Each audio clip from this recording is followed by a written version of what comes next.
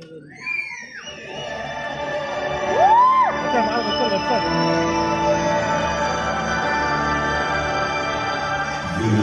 किसान का बेटा था वो, दृढ़ता का भंडार। वल्लभ भाई पटेल नाम कहलाता था सरदार। कृषक कार्मिक जनगण से था उसको प्यार अपार। अखिल देश ने उसे रहनुमा किया था स्वीकार। गांधी बापू का शिष्य, सत्य अहिंसा का अवतार। किंतु एक भारत करने को धर लेता हथियार। लौह पुरुष संबोधन था वो लोहे की दीवार। तेज पुंज तुम, शक्ति पीठ तुम, बल का सागर अपरंपार। ऋणी देश का नम्र नमन, तुम स्वीकारो सरदार।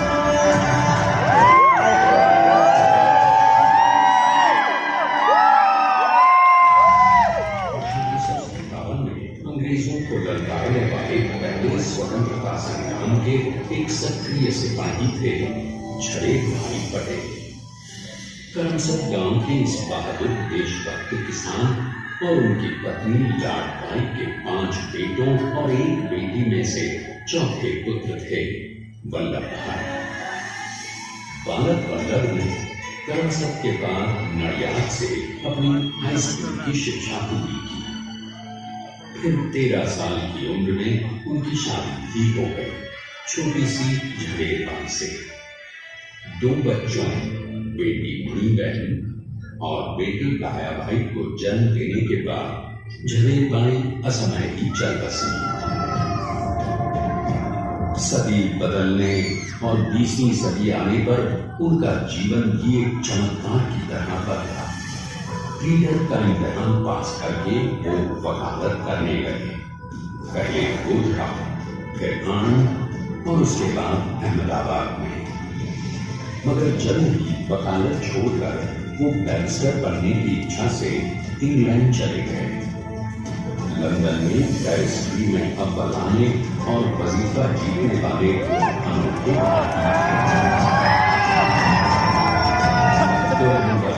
वरिष्ठ अदालत में बैरिस्टर पटेल की जिरह और जीतों की धूम मच गई।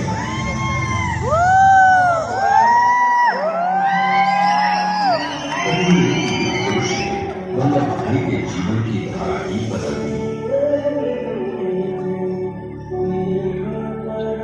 दक्षिण अफ्रीका में सत्याग्रह के अहिंसक अस्त्र से गोरे शासकों को सबक सिखाकर भारत वापस आए बैरिस्टर मोहनदास करमचंद गांधी से मिलकर वल्लभ भाई ने अपने कुछ वर्षों से सीखे विदेशी व्यवहार और संस्कार हमेशा के लिए त्याग दिए और अब वो अपने खेड़ा के किसानों को हक दिलाने के लिए बापू के साथ आंदोलन में कूद पड़े। अब उनके पैरों में जूते नहीं, गांवों की धूल थी। हृदय में भारत भूमि की शस्यशाला धरती। मन में थे गांधी और मस्तिष्क में एक नए स्वतंत्र भारत का सपना।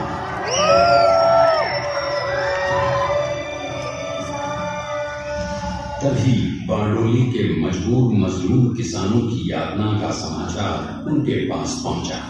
तुरंत वल्लभ भाई वहां पहुंचे और यूं शुरू हुआ भारत का सबसे बड़ा और सफल किसान आंदोलन बारडोली। वल्लभ भाई ने बारडोली के 87,000 किसानों को ऐसा अटल अडिग अचल मनोबल दिया कि अंग्रेजी सरकार हिल गई और 1 बरस के बाद उनका लगान माफ कर दिया गया। अब तो पूरे देश में लोग वल्लभ भाई के नाम की कस्में खाने लगे। स्वयं महात्मा गांधी ने कहा, अब वल्लभ भाई मेरे शिष्य या साथी नहीं, सारे देश के सरदार हैं।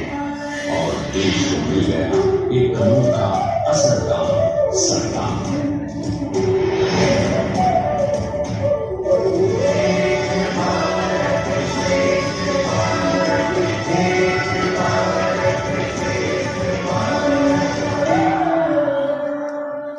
सरदार पटेल के के नाम और देशभक्ति से अंग्रेज डरकर कांपने लगे। 1930 के नमक सत्याग्रह और दांडी कूच में वो बापू से भी पहले गिरफ्तार किए गए। तो सन 1932 में फिर उन्हें बापू के साथ ही जेल में 2 सालों के लिए डाल दिया गया। मगर आजादी के दीवानों को, स्वतंत्रता के परवानों को कौन गिरफ्तार कर पाया है? जेल से छूटते ही सरकार को कांग्रेस के नए राष्ट्रीय अध्यक्ष पद पर चुना गया और उनकी सरपरस्ती में राष्ट्रवादी भारतीयों ने तमाम ब्रिटिश सूबों में जीत हासिल कर वहां अपनी स्थानिक सरकारें बनाई। किंतु सरकार का सपना केवल सरकार बनाना नहीं था। उनका स्वप्न तो था एक ऐसे नए भारत का जहां हर रंग, हर रूप, हर जात मजहब तबके का हिंदुस्तानी एक साथ मिलकर एक ऐसा नया भारत बना सके जहां पूर्ण स्वराज के साथ सारे समाज को गरीबी, अशिक्षा, छुआछूत से ही आजादी मिल जाए। इसकी पहली रणनीति थी भारत को अंग्रेजों की गुलामी से आजादी, ताकि भारत के लोगों की अपनी सरकार सबके साथ और सबके विकास के लिए काम कर सके। बापू की अगुवाई में अब देश ने अंग्रेजों को अंतिम चेतावनी दे दी, करेंगे या मरेंगे, लड़ेंगे, अंग्रेजों भारत छोड़ो। बस फिर क्या था, संघर्ष की रणभेरी बजी। 3 सालों के लिए सरदार पटेल को भी सत्याग्रही नेताओं के साथ जेल में ठूंस दिया गया। 2 सालों के बाद अंग्रेजों को बापू के सभी शिष्यों और साथियों को छोड़ना पड़ा।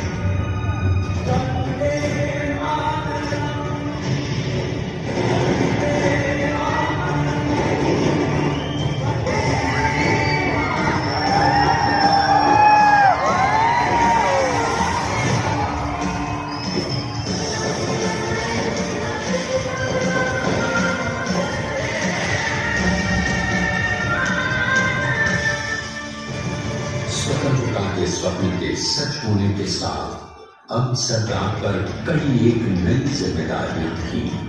आने वाली आजादी की तैयारी और एक नए भारत के लिए नए लोकतांत्रिक संविधान की संरचना। जैसा उनके साथी ने खुद कहा था, सरदार ने ही 6 हथौड़ी लेकर एक नए भारत को उकेरा है।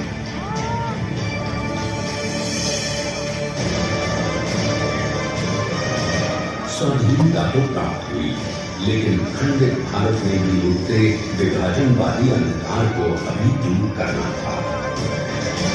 जब देश के खंड होने का भय उत्पन्न होने लगा तो सरकार ने निर्भय होकर खुद अपनी केंद्र सरकार और साथियों को भी चुनौती दे डाली और जम्मू कश्मीर को बचाने के लिए सारे देश का आकाश वायुयानों से भर गया।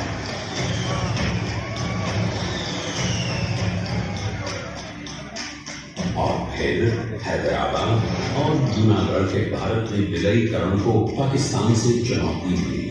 सरकार चाहते थे कि देश की 1 इंच धरती अब और विभाजित नहीं होनी चाहिए।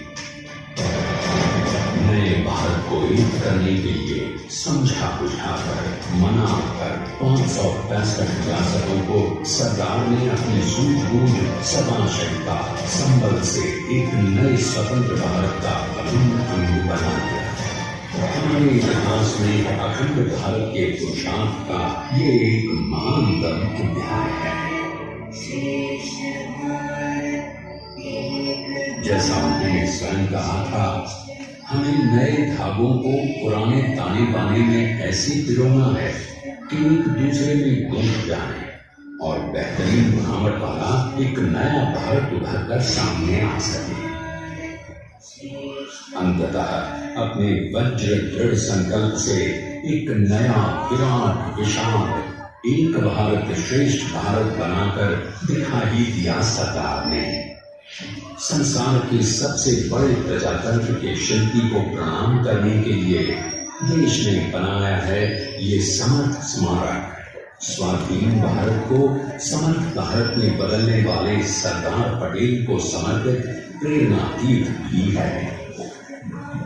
प्रधानमंत्री श्री नरेंद्र मोदी के नेतृत्व में बनी विश्व की इस विशालतम प्रतिमा के सामने आकर सारी दुनिया जैसे स्वयं भी नतमस्तक हो जाती है।